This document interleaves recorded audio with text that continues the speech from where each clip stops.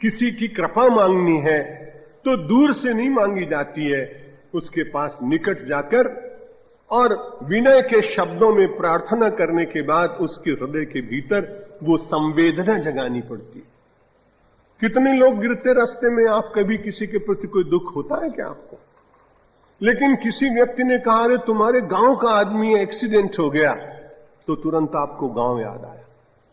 गांव के बाद याद आया कि अरे तो बिल्कुल अपने पड़ोस का आदमी, आप बड़ी चेष्टा करते हैं इसको अस्पताल ले जाना चाहिए। दूसरे कई लोगों की ऐसी घटनाएं घटती हैं, आपके मन को बिल्कुल छूती नहीं। अब यहां मन में विचार आया कि इतना पृथ्वी के ऊपर भार है, लेकिन जो बैठे हुए क्षीर समुद्र में हैं महाराज, उनको क्या होने वाला है?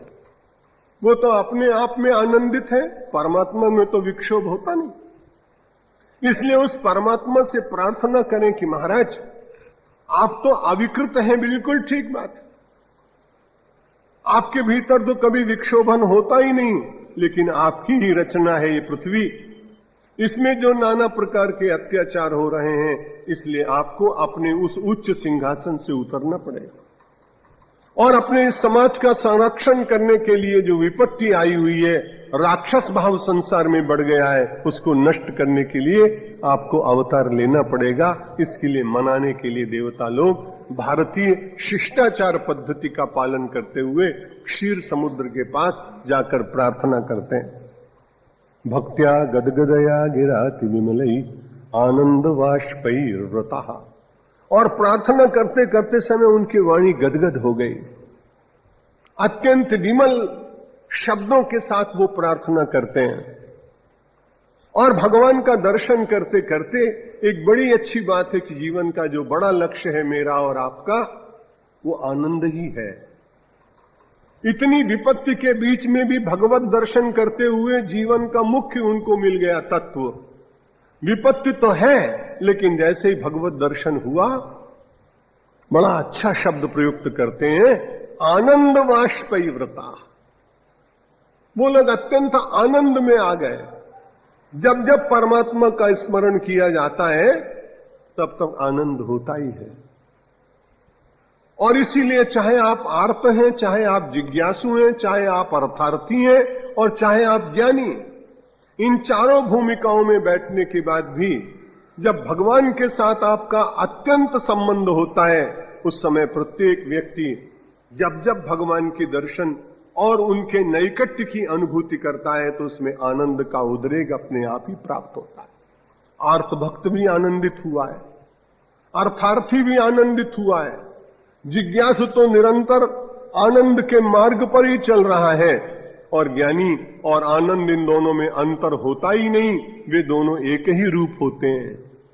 मैं चाहता था कि बहुत ज्यादा 10-20 श्लोकों की बात रोज की जाए, लेकिन ये मेरे लिए बड़ी कठिन बात है। मैं निरंतर प्रवचन करता रहा हूं, ग्रंथों के ऊपर मैंने प्रवचन कभी किए नहीं। एक बार कभी श्रीमद् भगवद गीता पर दूसरा अध्याय जोधपुर में सुनाया था तो 60 दिन लग गए थे। अध्यात्म रामायण मुझसे पूरी करानी हो तो 1 वर्ष आपको यहां रहना पड़ेगा, और इतने दिन तक भंडारा हम दे नहीं सकेंगे। इसलिए ऐसा लगता है कि क्षीर समुद्र पर बैठे हैं सब, ब्रह्मा, देवता, गौ।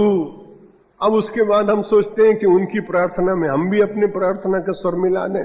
भगवान मेरी नैया उस पार लगा देना, अब तक तो निभाया है, आगे भी निभा लेना।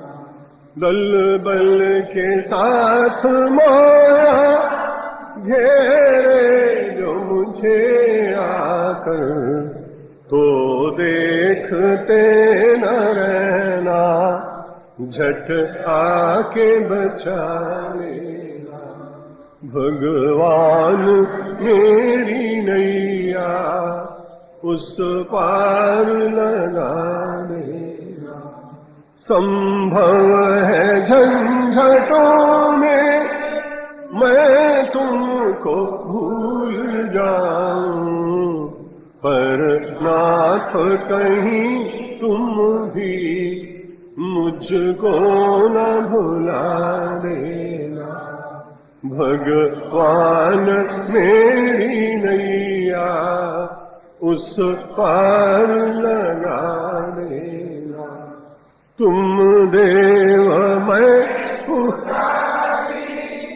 तुम इष्ट मैं उपासक, ये बात अगर सच है सच करके दिखा देना। भगवान मेरी नैया उस पार लगा देना। अब तक तो निभाया है, आगे भी निभा देना। शंकर भगवान की, रामचंद्र भगवान की, कृष्णचंद्र भगवान की, जगदम्बे माता की, पवन सुत हनुमान की, सब संतों की, गंगा मैया की, भारत माता की, धर्म की, अधर्म का, प्राणियों में, विश्व का। हर हर महादेव।